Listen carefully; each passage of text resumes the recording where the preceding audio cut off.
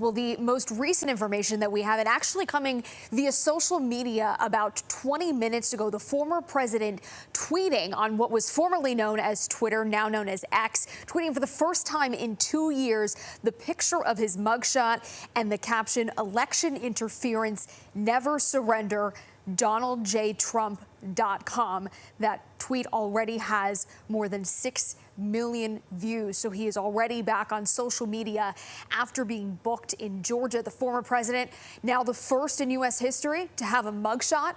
Mr. Trump briefly addressed the press after he was booked on felony charges at the Fulton County Jail.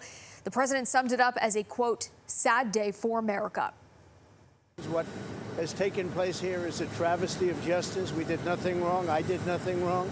And everybody knows it. Former President Trump continuing to maintain his innocence following his historic fourth indictment. The former president traveled from Bedminster to Atlanta via his private plane Thursday afternoon. He turned himself in on 13 charges related to efforts to overturn his 2020 election loss in Georgia. Fulton County District Attorney Fani Willis is bringing charges against the former president and 18 others, including former New York City Mayor Rudy Giuliani.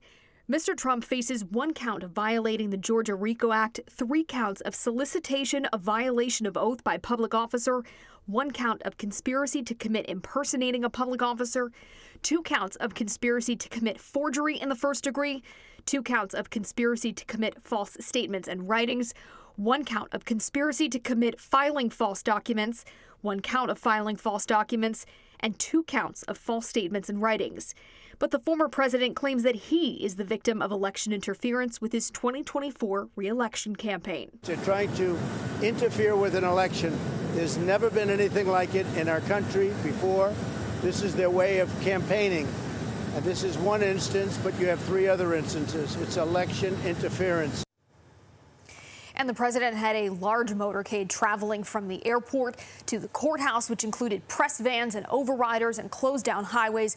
Those are measures traditionally reserved for standing presidents. Also, we should note that in the time it took to air that package, the former president's tweet got another 1 million views on X.